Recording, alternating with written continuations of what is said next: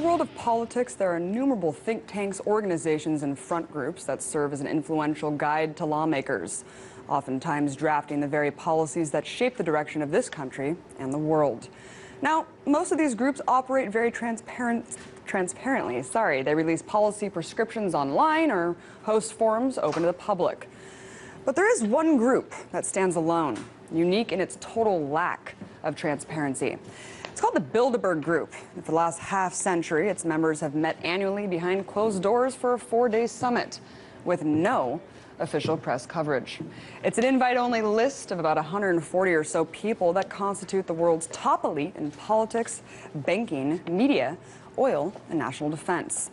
The meeting of the world's most powerful minds started in 1954 at Hotel Bilderberg in the Netherlands. One of its founding members was Prince Bernhard, a former Nazi party member. Since then, there have been countless prominent figures who have attended the forum. Most notably Bill Gates, Colin Powell, Bill Clinton, Tony Blair, George Soros, Queen Beatrix, among many, many others. Billionaire mogul David Rockefeller and his cohort, Henry Kissinger, are members of the Bilderberg Steering Committee and are intimately involved in constructing the elite guest list every year. This hyper-exclusive group operates as a non-profit called the American Friends of Bilderberg, and according to its own tax documents, receives sizable donations from corporations like Exxon, Goldman Sachs, and BP. According to its website, Bilderberg 2013 will be attended by the head of the International Monetary Fund, the president of the European Commission, prime minister of Holland, chairman of Swiss and Dutch national banks, and a multitude of transnational CEOs. Yet despite this insane powerhouse gathering, there's virtually no coverage from the mainstream media about the policy summit, which is especially interesting considering how media moguls have routinely attended the Bilderberg meetings over the years. In fact, steering committee member David Rockefeller allegedly said that he's grateful to media outlets like the Washington Post and the New York Times for keeping the meetings discretionary for almost 40 years. So what do we know about the Bilderberg Group?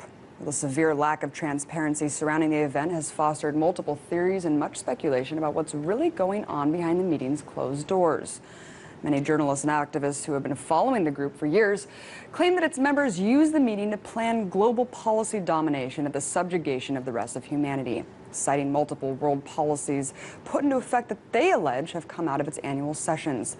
But others, including event members, scoff at the idea, claiming that it's nothing more than a harmless discussion group. And Bilderberg also stresses its harmlessness. On its own website, it details the conference is a forum for informal, off-the-record discussions about mega trends and the major issues facing the world, adding that there's no detailed agenda, no resolutions are proposed, no votes are taken, and no policy statements are issued.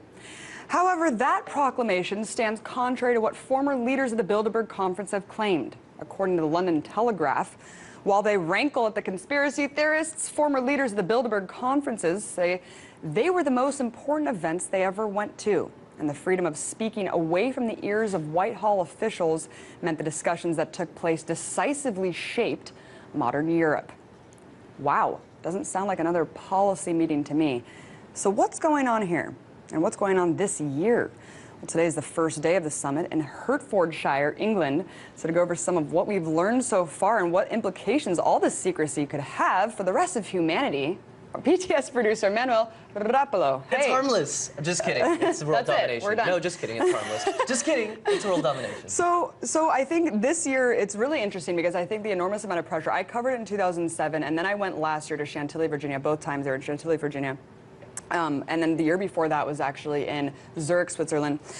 Last year, I saw the amount of protesters, I mean, astronomically increased from a couple years prior to when I was there. And I think that the pressure from independent journalists and protesters for transparency has really caused them to change their tune. They've started to release a partial list of attendees. They've released this kind of vague policy prescription that they're kind of detail on their website. They have a media tent now. They had a media contact that was briefly on the website and then dropped off. You know, I would actually argue the contrary. I would say that everything that we see as being a win for these protesters that are all but getting bigger, like these demonstrations are getting bigger. There's more independent media coverage. But what we're getting as a response, as far as what we're seeing in the website for Bilderberg, which we were looking at earlier today, it's a guise of transparency. These talking points that they say, what are they going to be talking about today?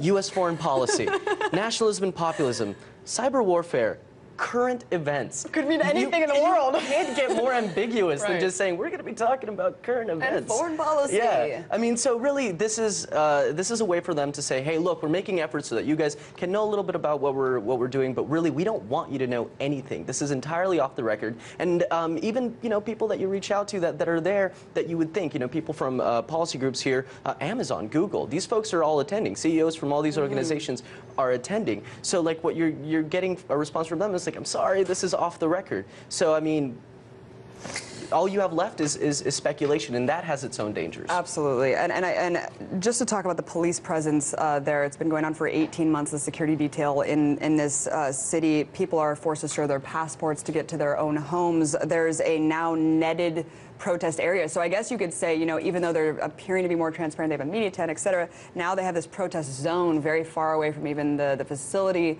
netted around. It almost looks like some weird, Berlin Wall type area with like guard towers. I mean, it's really creepy, really dystopian looking. The operation's called Operation Discuss. The police there. You wrangle all the journalists together and let them have a little think tank. Let them just discuss it. Yeah, it's really disappointing that that the mainstream media, the corporate media, isn't there, because when we were talking about things like Bilderberg or other secret groups like Bohemian Grove, people either ignore it, which is what the corporate media does, or they ridicule it. But it's really important that we have a discussion, even if it's a discussion on whether or not this is a conspiracy theory, or if it's not, or if it's conspiracy fact. We don't know what it is, but there should be a dialogue in place so that more pressure is put on it, so that we know exactly what's going on. And more people are covering it. I saw London Telegraph covered it, Guardian, Charlie Skelton's out there covering it, and really I think a lot of people are saying that it's in violation of a federal law called the Logan Act, which says that it's actually a felony for U.S. citizens to negotiate with foreign governments. Unauthorized U.S. citizens. Unauthorized U.S. citizens. And so when you carries a 3-year federal prison sentence. When you see 140 people from everywhere, from banking, foreign diplomats, public officials, all these people getting together, talking about policy that they admit, and you're telling me that these people aren't planning policy and really making connections here. Anyway, thank you so much, Manuel Rapalo. We'll follow this another time. BTS producer. Appreciate Cheers, it. Abby.